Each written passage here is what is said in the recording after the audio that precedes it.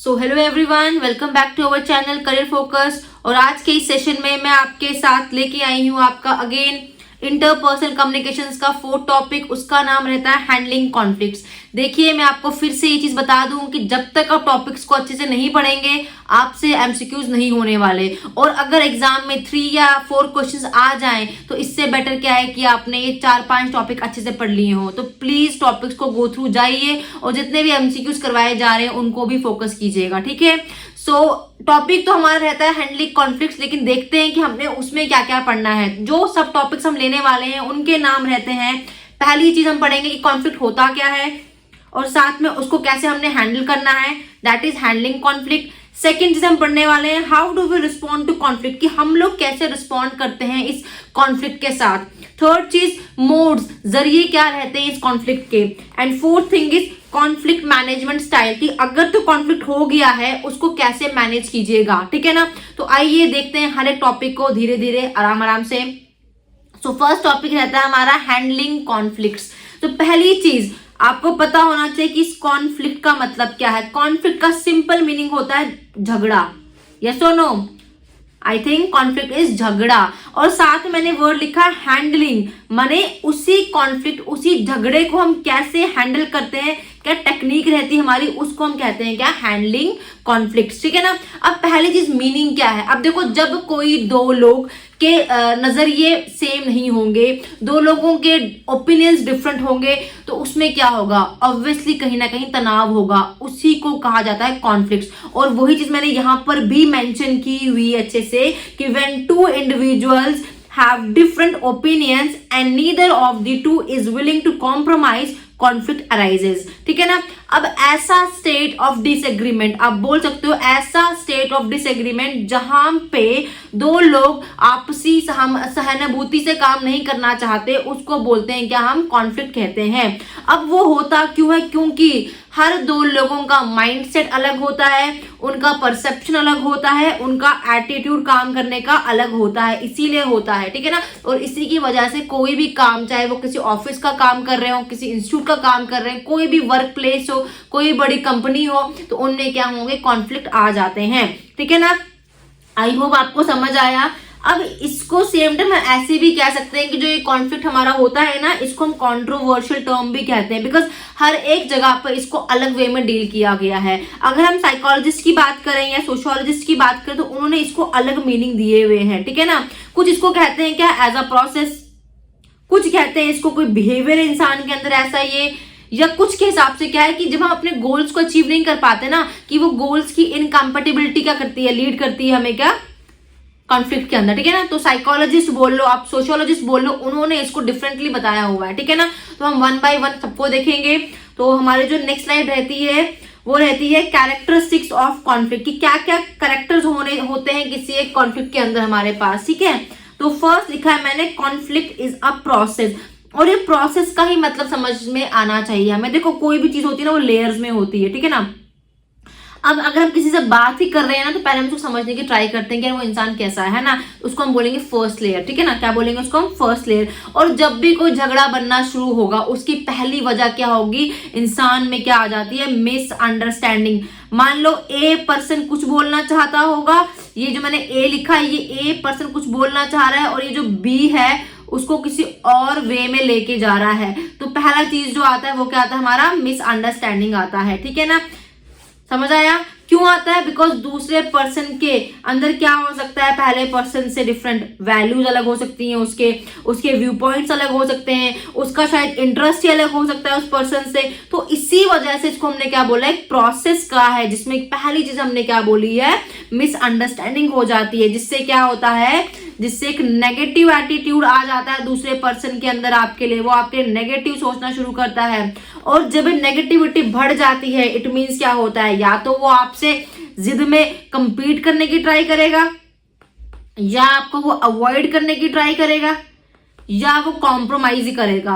और जो इंसान कॉम्प्रोमाइज कर गया, इट मीन्स वहां कॉन्फ्लिक्ट के चांसेस क्या होते हैं, कम होते हैं। लेकिन जो इंसान चाहेगा कि भाई मैं कॉम्पीट करूं आपसे या मैं आपको अवॉइड करूं, इट मीन्स वो क्या रहेगा, वो आपके लिए कॉन्फ्लिक्ट बन जाएगा। समझ आया? आई होप पहला पॉइंट आपको अच्छे से क्लियर हो गया होगा। Now moving to our next slide. और जो सेकंड पॉइंट लिखा है, मैंने लिखा है कॉन्फ्लिक्ट इज इनएविटेबल। इनएविटेबल का मतलब भी क्या होता है, जो चीज हर जगह प्रेजेंट है, इट मीन्स एवरीवेयर। कॉन्फ्लिक्ट हर जगह पे है। आप अपने घर से ही शुरू कर लो, अपने फ्रेंड्स में शुरू कर लो, कोई भी छोटी बात हो जाती है तो आप तो खींच के बड़ा बना देते हो, तो वो कहीं ना कहीं किसका रिजल्ट लेता है, कहीं ना कहीं वो कॉन्फ्लिक्ट की जगह बना लेता है लाइफ में हमारे, ठीक है ना। अगेन वही चीज कहूंगी मैं हमेशा की तरह कि जो दो पर्सन होते हैं, no two person are the same. कभी भी दो लोगों के opinion, values, ideas, perception same नहीं हो सकती है, and that always give rise to conflict. और वही चीज यहाँ पे भी लिखी हुई है मैंने, ठीक है ना। आई होप समझ आ गया होगा आपको, इस पॉइंट को ज्यादा खींचने की जरूरत नहीं है। Next point is conflict is a normal part of life. अब देखो हम ये भी नहीं कहेंगे पता नहीं क्या हो गया, कॉन्फ्लिक्ट है पता नहीं क्या है, ऐसा कुछ नहीं है।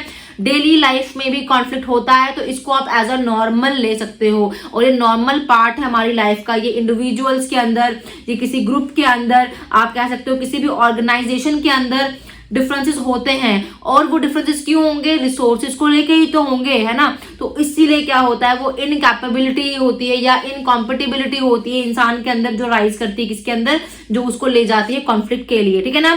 सो कोई मैटर डरने की बात नहीं होती। This conflict is not a problem, किसी के लिए प्रॉब्लम नहीं है, बस हमें इसको मैनेज करना नहीं आता। और हर एक इंसान में मैनेज की क्वालिटी नहीं होती, लेकिन वही जिसके अंदर मैनेजमेंट की स्किल्स अच्छे से होंगी, वो इजीली किसी भी कंपनी, किसी भी फर्म में अच्छे से काम कर सकता है, क्योंकि उसके अंदर कॉन्फ्लिक्ट होने के चांसेस, उस इंसान के साथ कॉन्फ्लिक्ट होने के चांसेस बहुत ही कम रहते हैं। आई होप ये आपको समझ आ गया होगा।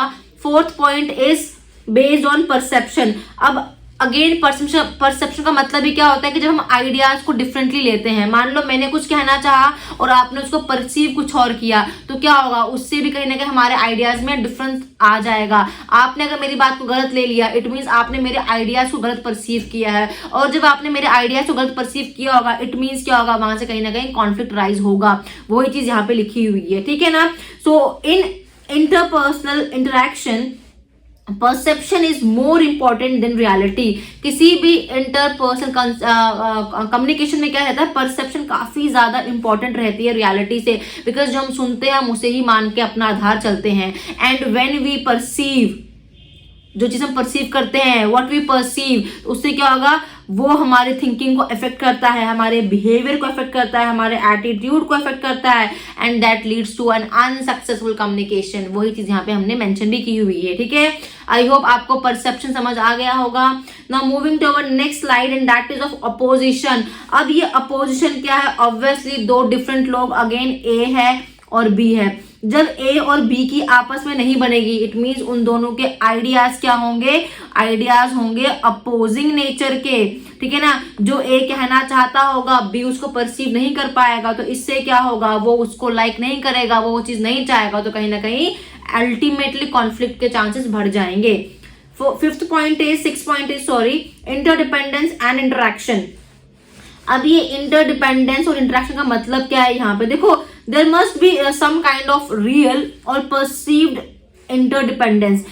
हो सकती है ना इंसान के अंदर, रियल भी हो सकती है, कभी कभार हम किससे बात कर रहे हैं तो उसको अलग से परसीव कर रहे हैं चीजों को, तो वो इंटरडिपेंडेंस कहीं ना कहीं रहती है हमारी। ए पर्सन बी पर्सन पे इंटरडिपेंडेंट तो रहता ही है ना, वही चीज यहाँ पर कही गई है। और किसी भी इंटरडिपेंडेंस के बिना इंटरेक्शन तो हो ही नहीं सकती। ऑब्वियसली अगर ए बी पर डिपेंड होगा तभी तो उससे बात करेगा, वरना वो बात करने आएगा ही क्यों उससे, वही चीज लिखी है यहाँ पे। तो conflict occurs only one when some kind of interaction takes place, तभी कॉन्फ्लिक्ट होगा, और वहीं कॉन्फ्लिक्ट होगा जहां पे दो लोगों के बीच में क्या होगा, दो लोगों के बीच में इंटरेक्शन होगी, तो ही तो कॉन्फ्लिक्ट होगा। और वही चीज यहाँ मेंशन भी की हुई है। आई होप ये भी क्लियर हो गया होगा आप सभी को। And the next point is everyone is inflicted with conflict. हर कोई, इस धरती में कोई भी ऐसा इंसान नहीं है जो इससे इन्फ्लिक्ट नहीं है। अगेन वही चीज बोलूंगी कि जो कॉन्फ्लिक्ट होता है वो क्या होता है, हमारा इनएविटेबल होता है।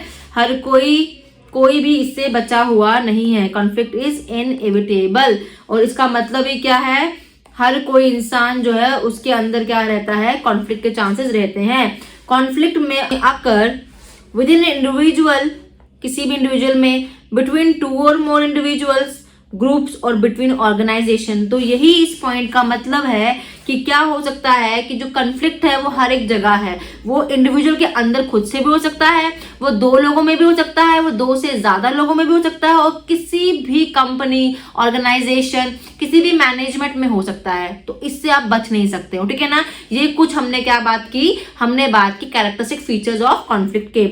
आइए आगे बढ़ते हैं अपनी नेक्स्ट स्लाइड की ओर, और वो रहती है हमारी कॉन्फ्लिक्ट इंडिकेटर्स। अब क्या इंडिकेटर्स रहते हैं किसी भी कॉन्फ्लिक्ट के, क्या पैमाने रहते हैं जिसपे हम जज करते हैं कि यार कॉन्फ्लिक्ट होने वाला है। तो पहली चीज हमारी बॉडी लैंग्वेज। किसी भी पर्सन की बॉडी लैंग्वेज बता देती है कि वो पर्सन आपसे बात करने में कितना इंटरेस्ट रखता है। तो body language is the first key point to conflict indicators. Second, colleagues not speaking to each other और इग्नोरिंग ईच अदर। अगर 2 लोग एक ही फर्म में काम कर रहे हैं लेकिन वो 2 लोग एक दूसरे से बात नहीं कर रहे हैं, instead of speaking they ignore each other, it means conflict arises. Third thing is deliberately undermining or not cooperating with each other to the downfall of the team। अगर आप जानबूझ के कॉम्प्रोमाइज नहीं करना चाहते, कॉपरेट नहीं करना चाहते और अपनी टीम को नीचे गिराना चाहते हैं, इट मीन्स आप कॉन्फ्लिक्ट की ओर ले रहे हैं और आप कहीं ना कहीं अपनी टीम को लॉस देने वाले हैं। Fourth thing is contradicting and bad mouthing one another. अगर आप किसी के मुंह पे बहुत ही अच्छे हैं लेकिन उनके लिए बहुत गलत सोच रहे हैं या गलत सोच रखते हैं, अगेन कॉन्फ्लिक्ट के चांसेस रहते हैं, ठीक है ना। Fifth thing is disagreement regardless of issue. अगर आप सहानुभूति या आप किसी एक की स्टेटमेंट को कभी भी एग्री नहीं कर रहे हो, इट मीन्स अगर कोई एक अच्छा व्यू पॉइंट लेके आ रहा है लेकिन अच्छा होने के बावजूद भी जेलसी में आके आप उसको गलत बता रहे हैं या सपोर्ट नहीं कर रहे, इट मीन्स आप कॉन्फ्लिक्ट की ओर बढ़ रहे हैं। Sixth thing is with holding bad news. हमेशा बुराई की ओर चलना, आप हमेशा गलत ही एक नेगेटिव माहौल को बनाए रखना, उससे भी क्या होता है, कहीं ना कहीं उससे भी कॉन्फ्लिक्ट होने के चांसेस होते ही होते हैं। Next is surprises. बिना बताए कुछ भी प्लान कर लेना अपने हिसाब से जिससे कंपनी को लॉस हो या खुद को पर्सनल लॉस हो या किसी और को आप लॉस देना चाहते हैं, तो वो भी क्या होगा, आपका कहीं ना कहीं कॉन्फ्लिक्ट की ओर ले जाएगा आपको। Then strong public statement. जहां पे देखो ये जो मैंने लिखा ना पॉइंट, स्ट्रॉन्ग पब्लिक स्टेटमेंट, इसको आप ऐसे भी ले सकते हो कि यार अगर आप किसी की अच्छी स्टेटमेंट से, किसी के गुड पॉइंट से सहमत नहीं रखते हो ना, तो कहीं ना कहीं आप जिद में गलत चीज को भी स्ट्रांगली सपोर्ट करते हो। तो इस पॉइंट का हमेशा आप ऐसे लेना कि स्ट्रॉन्ग पब्लिक स्टेटमेंट का मतलब यहाँ पर क्या है कि ना चाहते हुए भी गलत चीज का सपोर्ट कर रहे हो आप, ठीक है ना। तो ये थे कुछ कॉन्फ्लिक्ट इंडिकेटर्स, ठीक है ना। Now moving to our next slide and that is very important, which is conflict management styles। कि क्या क्या स्टाइल्स रहते हैं कॉन्फ्लिक्ट मैनेजमेंट के अंदर। पहले इसका मतलब क्या है, देखो मैनेज करना, किसको मैनेज करना है, कहीं ना कहीं कॉन्फ्लिक्ट को मैनेज करना है ना हमने, उसी को कहते हैं कॉन्फ्लिक्ट मैनेजमेंट स्टाइल और कॉन्फ्लिक्ट मैनेजमेंट टेक्निक। अब क्यों होनी चाहिए, ये इसीलिए होनी चाहिए बिकॉज हम कॉन्फ्लिक्ट कहीं ना कहीं मिनिमाइज करें। अगर मिनिमाइज करेंगे तो क्या होगा, कहीं ना कहीं एक एटमॉस्फेयर बनेगा काम करने का, एक पॉजिटिविटी रहेगी और आपका जो कॉन्फ्लिक्ट होगा वो कम रहेगा, ठीक है ना। तो the principles that all conflicts can not necessarily be resolved but learning how to manage conflict can decrease the odds of non-productive escalation, it is called conflict management। तो ये एक definition हो गई conflict management की, कि क्या कि देखो हर टाइम पे कॉन्फ्लिक्ट मैनेज तो नहीं हो सकता, हर 2 मिनट में किसी को गुस्सा आ जाता है, कहीं ना कहीं उसके माइंड में रॉन्ग ओपिनियन चला जाता है, तो उसको कहते हैं कॉन्फ्लिक्ट। लेकिन हाँ, हम खुद से ट्राई कर सकते हैं कि उस चीज को हम डिक्रीज कर सके, जो नेगेटिविटी है, जो ऑड्स हैं, ठीक है ना, और उसे ही कहा गया है क्या, कॉन्फ्लिक्ट मैनेजमेंट कहा गया है। आई होप ये समझ आ गया होगा आपको अच्छे से। नेक्स्ट लिखा है हमने यहाँ पे listening, oral communication and interpersonal communication and team work rank near the tops of skills that employers seek in their new hires। अब देखो अगर हमें मैनेज करना है तो इंडिविजुअल में क्या होना चाहिए, इंडिविजुअल एक गुड लिसनर होना चाहिए पहली चीज। तो अगर वो सुनेगा तो ही तो वो काम करने लायक होगा ना आपके साथ में। सेकंड चीज, उसके अंदर ओरल कम्युनिकेशन, बहुत ही स्वीटली बात करना आना चाहिए उसको, अपनी बात को आप तक रखना आना चाहिए उसको। थर्ड, उसके अंदर क्या होना चाहिए, इंटरपर्सनल कम्युनिकेशन, मतलब जिन लोगों के साथ वो काम कर रहा है, ठीक है ना, उनके साथ उसके रिश्ते अच्छे होने चाहिए। और more important thing, team rank, team work rank, team में काम करना है तभी तो टीम की ग्रोथ होगी ना आपको। तो ये सारी चीजें होनी चाहिए एक गुड एम्प्लॉय के अंदर जिसको हम हायर करने वाले हैं, ठीक है ना। और अगर ये हायर क्वालिटीज होंगी तो इट मीन्स क्या होगा, कॉन्फ्लिक्ट के चांसेस ऑब्वियसली कम ही होंगे, ठीक है ना। आई होप समझ आ गया होगा आप लोगों को। साथ ही में नेक्स्ट पॉइंट लिखा है हमने यहाँ पे कि कॉन्फ्लिक्ट मैनेजमेंट में इन्वॉल्व क्या क्या होता है। It acquires skills related to conflict resolution, self awareness about conflict mode, communication skills अच्छी होनी चाहिए इंसान के अंदर, ठीक है ना। ये सारे कुछ क्या होने चाहिए उसके अंदर, एक्वायरिंग स्किल्स भी होनी चाहिए एक गुड कम्युनिकेटर के अंदर, ठीक है ना। तभी तो क्या होगा, हमारा कॉन्फ्लिक्ट कम हो जाएगा। आई होप ये भी समझ आ गया होगा आप लोगों को। नेक्स्ट स्लाइड यहाँ पे दिखा दी है मैंने कि कॉन्फ्लिक्ट मैनेजमेंट स्टाइल में क्या क्या आता है। तो पहला पॉइंट लिखा है हमने यहाँ पे avoiding, second is accommodating, third is compromising, fourth is collaborating and fifth is competing. ये कुछ पॉइंट्स 5 दिए हैं मैंने आपको, इनको आप स्केल्स बोल लो, पैमाने बोल लो, जहां पे हम इसको मापते हैं, किसको, मैनेजमेंट स्टाइल्स को, जिसमें क्या क्या आता है हमारा, हमें अवॉइड करना आना चाहिए बुरी चीजों को, हमें अकोमोडेट करना भी आना चाहिए बाकियों के साथ, हमें कहीं ना कहीं कॉम्प्रोमाइज करना भी आना चाहिए, हमें कोलैबोरेशंस भी करनी आनी चाहिए और हमें कम्पीट करना भी आना चाहिए। सारे के सारे क्या है, मोड्स है, मैनेजमेंट स्टाइल्स टेक्निक है, ठीक है ना। अब मैंने एक स्लाइड आगे लगाई है पैसिव, असर्टिव एंड एग्रेसिव की। देखो लिसनर्स की टाइप मैंने लगाई हुई है कि कुछ लोग होते हैं पैसिव, जो बोलते ही बहुत कम है ना, जो इन्वॉल्व ही होना नहीं चाहते हैं। कुछ लोग होते हैं असर्टिव, जो एक गुड लिसनर भी होते हैं, जो सुनते भी हैं और एक इम्पैक्ट रखते भी हैं अपने। और कुछ होते हैं अग्रेसिव, जो छोटी बात पे ही चिल्लाना शुरू कर देते हैं। तो ये जो 3 मैंने इंसान का नेचर लगाया है, वो ये डील किससे करता है, हमारा इन्हीं मैनेजमेंट स्टाइल से करता है। तो हम इनको 1 बाय 1 देखेंगे अपनी स्लाइड्स में, ठीक है ना। तो फर्स्ट पॉइंट इज अवॉइडेंस और अवॉइडिंग, जो हमने लिखा हुआ है। और अगर ध्यान दे रहे होंगे तो मैंने ब्रैकेट में लिखा है लीव लॉस/विन। देखते हैं ये क्या है लीव लॉस/विन, बिकॉज एग्जाम में इस पे एमसीक्यू बन सकता है आपके साथ में, ठीक है ना। तो the avoiding mode is low assertiveness and at the same time हमने लिखा है यहाँ पे लो कॉपरेशन। देखो अब जब भी आप किसी को अवॉइडेंस या अवॉइडिंग बोलो, इसका मतलब क्या होता है, टू अवॉइड, किसको अवॉइड करना होगा। आप किसी कंपनी में होंगे, क्लास में अगर आप हो तो आप किसी ऐसे को अवॉइड कर रहे होगे जहां आपको इंटरेक्ट नहीं करना होगा। इट मींस आप वहां पे क्या होगे, कहीं ना कहीं अवॉइडेंस में आप तो बन गए हमारे पैसिव ना। अवॉइड कौन करेगा, जो पैसिव होगा। और पैसिव क्यों होगा वो, क्योंकि उसको इन्वॉल्व ही नहीं होना होगा कहीं ना कहीं, ठीक है ना। तो ऐसे लोग जो होते हैं उनके अंदर क्या होता है, कहीं ना कहीं ऐसे लोगों के अंदर असर्टिव क्वालिटी बहुत कम होती है। ऐसे लोगों के अंदर क्या होता है, लो असर्टिव होता है, वो लोग इन्वॉल्व होना ही नहीं चाहते, और लो कॉपरेशन होता है, वो लोग कॉपरेट करना भी नहीं चाहते, ठीक है ना।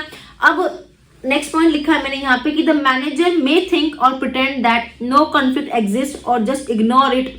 This strategy is used when the effort to resolve is not worth the salt, but this approach over the time worsens the situation. यहाँ पे यही समझाया है पॉइंट में भी कि जो मैनेजर होगा वो सोच सकता है या वो प्रिटेंड कर सकता है कि कॉन्फ्लिक्ट एग्जिस्ट नहीं कर रहा या उसको इग्नोर करना चाहिए।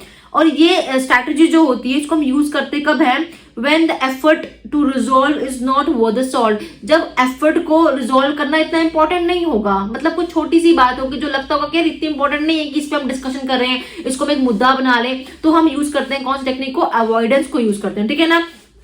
अब सेम टाइम पे हम ये भी कह सकते हैं यहाँ पर कि जो many times people will avoid conflicts out of fear of engaging in a conflict or because they do not have confidence in their conflict management skill. देखो बड़ा ही अच्छा पॉइंट लिखा है ये भी यहाँ पे कि बहुत समय ऐसा भी होता है कि लोग कॉन्फ्लिक्ट को अवॉइड करना चाहते हैं। क्यों अवॉइड करना चाहते हैं, because out of fear of engaging. कुछ लोग ऑलरेडी क्या होते हैं, एग्रेसिव नेचर के होते हैं, उनको लगता है कि कॉन्फ्लिक्ट होगा तो क्या पता हम भड़क जाएं, कहीं हाथापाई ना हो जाए। उनके अंदर ये होता है कि क्यों ना इसको अवॉइड किया जाए, फियर होता है उनके अंदर, है ना। और कुछ ऐसे भी होते हैं कि उनके अंदर कॉन्फिडेंस ही नहीं होता कि भाई अगर कॉन्फ्लिक्ट हो जाएगा तो हम कैसे मैनेज करेंगे। It means they lack management skills. तो ये पॉइंट काफी इंपॉर्टेंट है, तो इसको यूज करना आपको भी आना चाहिए अपनी पर्सनल लाइफ में, ठीक है ना। आई होप आपको अवॉइडेंस समझ आ गया होगा। Now moving to our next slide and that is accommodating. Accommodating का मतलब क्या होता है भाई, हम जब किसी काम को accommodate करना चाह रहे हैं, हम अपना involvement रखना चाह रहे हैं उस काम में, इट मीन्स accommodating कैसा होगा, नॉन असर्टिव होगा या कोऑपरेटिव होगा सेम टाइम पे। नॉन असर्टिव मैंने क्यों बोला है यहाँ पे, बिकॉज हम अभी सिर्फ अकोमोडेट करना चाह रहे हैं, हम इन्वॉल्व नहीं हुए उस प्रोसेस में ना, हम ट्राई कर रहे हैं कि हम इन्वॉल्व हो जाए, है ना। तो वही चीज लिखी है हमने यहाँ पर कि accommodating is non assertive and cooperative, just opposite of competing. अगर एग्जाम में पूछा जाए which among the following is opposite of competing, competing का अपोजिट कौन सा रहता है, तो इट मीन्स वो कौन सा रहेगा, आपका अकोमोडेटिंग रहेगा। और इस तरह के कॉन्फ्लिक्ट को सॉल्व करने के लिए if someone puts his interest last so as satisfy concern of other people by giving in, sacrificing or accepting or yielding to others view point, it is called as accommodation. अब कभी कभार क्या होता है, हम लोग क्या करते हैं कि सोचते हैं कि चल यार लड़ाई खत्म हो जाए, तो हम क्या करते हैं, अकोमोडेट करते हैं कि जो अगले ने कहा है उसी को सही मान लेते हैं ना। बस वही पॉइंट आपको ध्यान रखना है, वो पॉइंट कहाँ पे लग रहा है आपका, अकोमोडेटिंग में लग रहा है। आई होप समझ आ गया होगा। इसके लिए मैंने एक एग्जाम्पल बहुत ही अच्छी लिखी कैमलियन की। इसको आप कैमलियन ही पढ़ते हैं वैसे, इसको हम लोग, कुछ लोग इसको चैमलियन बोलते हैं, लेकिन chameleon is the wrong pronunciation of this word, it's chameleon. ये एक छिपकली का सिंबल लेके चलो अकोमोडेशन में, कि वो भी क्या होता है, रंग बदलती छिपकली होती है, एक टाइम पे बहुत सारे रंग बदल लेती है। तो basically a chameleon is a symbol of accommodating style since it changes its color to match the color of its environment। बचने के लिए वो अपने environment का कलर ले लेती है, तो वैसे ही ऐसे लोग क्या करते हैं, बचने के लिए जहां पे जा रहे हैं उन लोगों का कलर ले लेते हैं। ठीक है ना। आई होप अच्छे से समझ आ गया होगा अकोमोडेटिंग भी आपको। Now next is competing. Competing आप लोगों को वर्ड से ही समझ आना चाहिए, जहां पे विन भी हो सकता है, लूज भी हो सकता है, बिकॉज हम सब कंपीट कर रहे हैं कहीं ना कहीं अपनी लाइफ में किसी दूसरे से। ठीक है ना। तो this style of mode is assertive है एंड नॉन कोऑपरेटिव है। क्यों non cooperative? Because we are selfish for only ourselves, हम खुद के लिए सेल्फिश होते हैं ना, इसी से कहा कंपीट करना। A person put his slash her interest before anyone else interest. इस टेक्निक में क्या होता है, एक इंसान अपना इंटरेस्ट दूसरे से ऊपर शो करता है, बिकॉज हम सबको अपनी ग्रेविंग होती है कि हम अपने लिए कुछ करें। ठीक है ना। इसीलिए इसको हम कहीं ना कहीं क्या बोलते हैं, इस स्टाइल को बोलते हैं डोमिनेटिंग स्टाइल भी, कि टू डोमिनेट अदर्स। ठीक है ना। कहीं ना कहीं आप इसको ऐसे भी कह सकते हो, इसको नेगेटिव नहीं ले सकते हम लोग। डोमिनेट मतलब क्या होता है कि अपने लिए खड़े होना, अपने हक की बात करना, अपनी पावर को यूज करना एक राइट पोजीशन पे आने के लिए। ठीक है ना।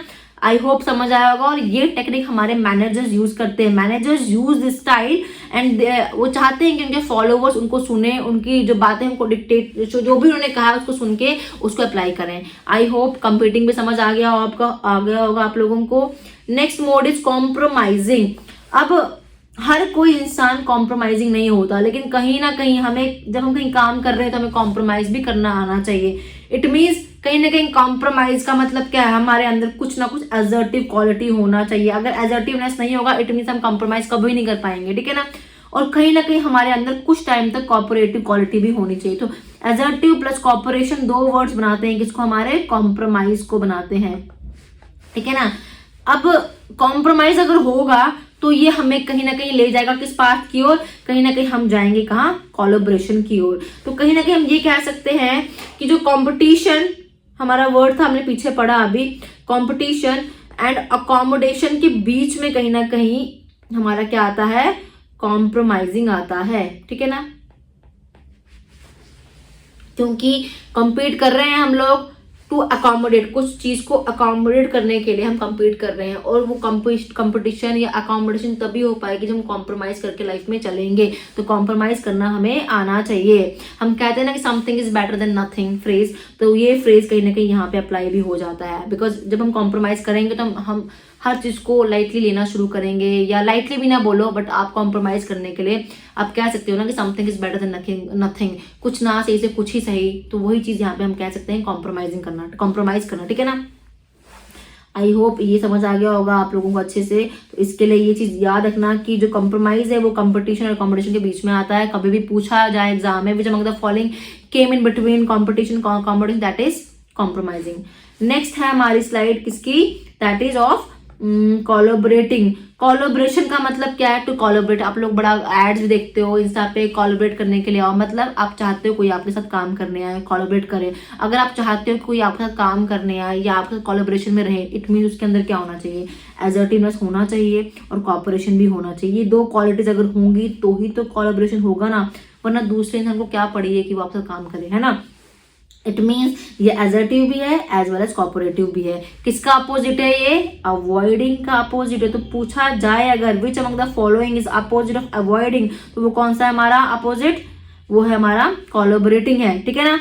इसको हम कहीं ना कहीं किस नाम से बोलते हैं, this style is also called as integrative style. Integrative क्यों कहा है, बिकॉज यहाँ पे असर्टिवनेस भी है, यहाँ पे असर्टिवनेस भी है और यहाँ पे कॉपरेशन भी है, इसलिए तो कहा गया इंटीग्रेटिव का है, ठीक है ना। And this style focuses on satisfying the underlying concerns of both the parties meeting many current needs for work together. ये दोनों पार्टीज की नीड्स को देखता है, उसके हिसाब से हम काम करना स्टार्ट करते हैं, ठीक है ना। इस टेक्निक के थ्रू, इस स्टाइल के थ्रू क्या होता है, एम्प्लॉयज के अंदर कहीं ना कहीं एक अच्छी quality that is of commitment बोल लो, आप वर्ड या ओनरशिप की क्वालिटी बोल लो, कहीं ना कहीं डेवलप होना शुरू हो जाती है।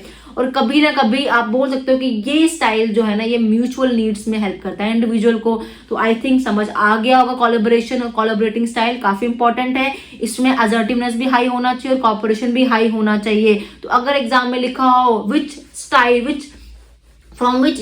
among these styles have high assertiveness या high cooperation, तो इट्स आपका collaboration वाला स्टाइल, ठीक है ना। Now moving to our factors affecting conflict styles. ऐसे कौन से फैक्टर्स हैं जो इफेक्ट करते हैं कॉन्फ्लिक्ट स्टाइल्स को? तो पहली चीज जेंडर आती है।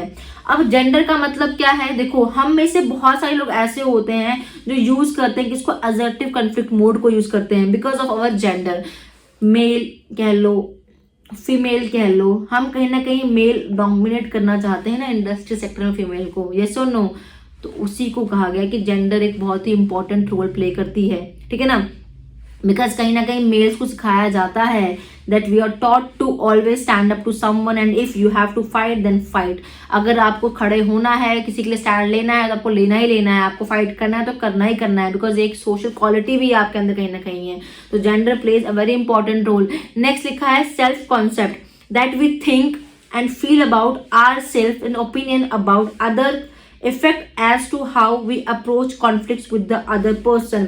इसका मतलब वही है कि हम क्या सोचते हैं खुद के लिए, क्या फील रखते हैं, क्या ओपिनियन रखते हैं, और वैसे ही हम अगले के साथ भी रखना चाहते हैं, ठीक है ना। तो नेक्स्ट पॉइंट इज एक्सपेक्टेशंस।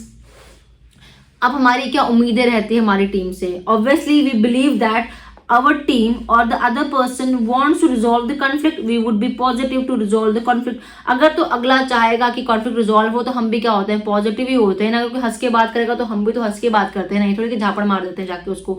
वही चीज बोली एक्सपेक्टेशंस में यहाँ पे, ठीक है ना।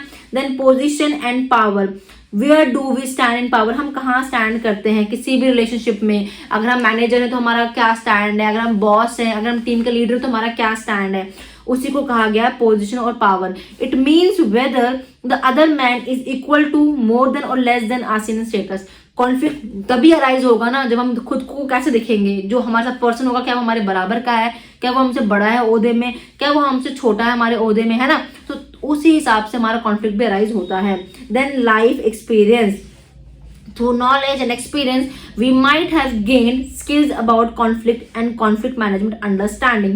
It enables us to determine what conflict mode to use with the particular person with whom we are in conflict. अब लाइफ एक्सपीरियंस क्या है, हमें सिखाता है कि हमें कैसे कॉन्फ्लिक्ट को रोकना चाहिए या बढ़ाना चाहिए। और हम पढ़ तो किसके बारे में रहे, हम कॉन्फ्लिक्ट मैनेजमेंट के बारे में पढ़ रहे हैं ना। तो ऑब्वियसली हमारा लाइफ एक्सपीरियंस हमें सिखाता है कि हमें कैसे दूसरे पर्सन को शांत करना चाहिए या कैसे अगर कॉन्फ्लिक्ट हो रहा है तो उसको मैनेज करना चाहिए। उसी को तो हम कह रहे हैं मैनेजमेंट स्किल। तो ये था हमारा 5th पॉइंट।